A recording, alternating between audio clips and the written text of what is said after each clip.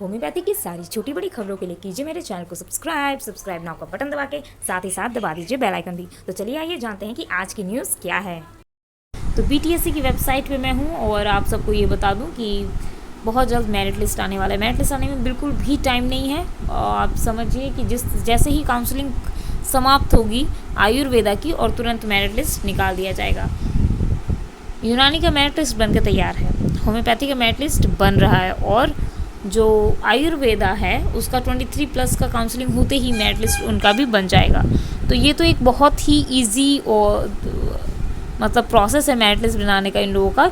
ये भी चीज़ें ये सॉफ्टवेयर में डाल देते हैं। खैर आपको पता होगा कि जूनियर इंजीनियर की बहाली जो है वो अभी फिर से काउंसलिंग हुई और फिर से मेरिट लिस्ट लाने की बात है, जिसके लिए बच्चे जो है धरना प्रदर्शन पे बैठ गए हैं। तो उनकी भी जल्दी से जल्दी सारे प्रोसेस कंप्लीट करने हैं। दरअसल जूनियर इंजीनियर में हुआ क्या था कि WBC में यानी कि फ़ीमेल जो BC हैं कैटेगरीज़ या EBC हैं या दूसरे कैटेगरीज़ में जो है बाहर के राज्य को ले लिया गया था, बाहर राज्य के बच्चों को, जो कि गलत है। कैटेगरीज़ जो है जब भी आपकी OBC या फिर EBC या फिर SC ST जो भी कैटेगराइज होती है कैटेगरीज़ वो आपके स्टेट की ही होती है। स्टेट के अलावा बाहर राज्य के बच्चों को वो कैटेगरीज़ नहीं दी जाती हैं, ठीक है, ये नियम है।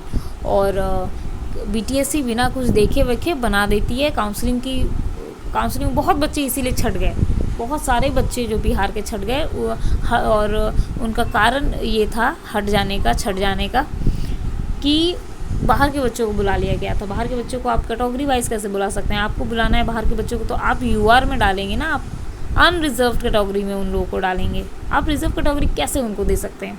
खैर अब काउंसलिंग हो चुकी है और इसके बारे में चर्चा करके फ़ायदा ही क्या है, राइट।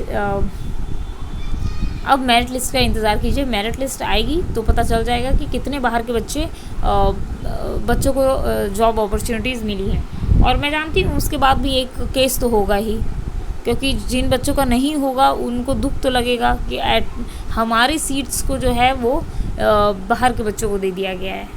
कैटेगरीज जो है हमेशा रिजर्व्ड रहती हैं स्टेट के लिए, ना कि बाहर जो स्टेट्स हैं उनके लिए, ठीक है।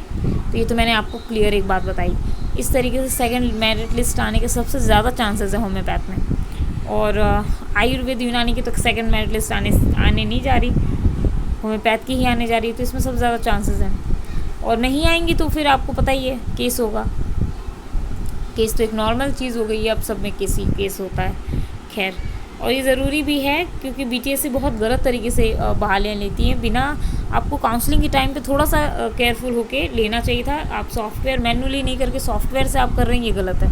खैर जहाँ तक मेरी जानकारी है मैं आपको ये बता दूँ कि काउंसलिंग के टाइम भी जो वहाँ बैठे हुए अधिकारी थे उन्होंने बहुत सारे बच्चों का जो है वो जो रजिस्ट्रेशन था वो रद्द किया है इसी बेसिस पे। तो देखिए अब जब तक मेरिट लिस्ट नहीं आता है हम कुछ भी नहीं कह सकते।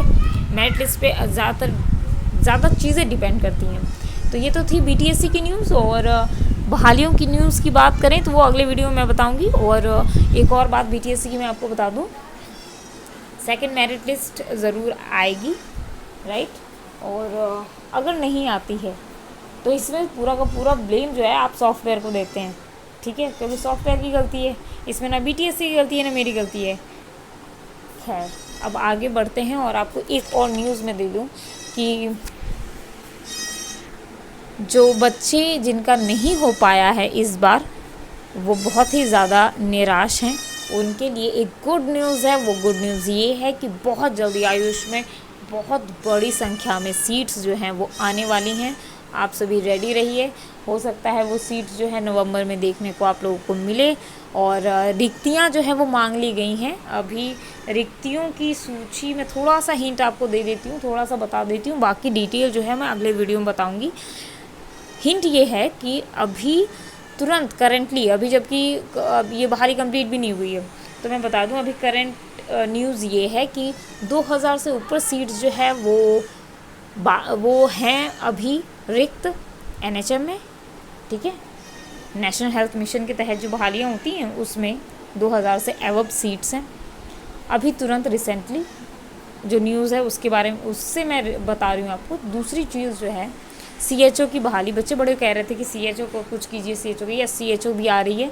दरअसल CHO लाना इन सबकी मेन प्रायोरिटी है, सभी स्टेट्स की प्रायोरिटी CHO लाना है और आयुष को उसके अंडर लेना है, क्योंकि सेंट्रल गवर्नमेंट की मतलब जो गाइडलाइंस है उसमें ये लिखा गया है कि आयुष इसमें पार्टिसिपेट कर सकते हैं। दूसरी चीज़ जो इम्पॉर्टेंट है वो मैं ये आपको बता दूं कि आयुष अगर CHO की बात करें, जिस तरह मैंने कहा NHM में 2000 से ऊपर सीट्स हैं और ये परमानेंट बहाली होने के बाद 3000 के ऊपर हो जाएंगी। और अगर इसकी बात करें, CHO की बात करें, तो CHO में तो वैकेंट सीट्स की कमी नहीं है। अभी रिसेंटली 3000 से ऊपर सीट्स CHO में भी रिक्त हैं और उसे बहुत जल्द फुलफ़िल किया जाएगा। देखिए अब कब तक हो पाता है, जनरली नवंबर के आसपास। खैर, और वीडियोस और जानकारियों के लिए मेरे इस चैनल को सब्सक्राइब कीजिए और अगर आपको पसंद आए तभी सब्सक्राइब कीजिए, अदरवाइज़ नहीं कीजिए। और अगर आपको लगे कि ये वीडियो शेयर करनी चाहिए तो ज़रूर शेयर भी कीजिए। फिर मिलते हैं अगले वीडियो में और न्यू वैकेंसीज़ के बारे में मैं पूरी डिटेल्स आपको अगले वीडियो में ज़रूर बताने की कोशिश करूँगी।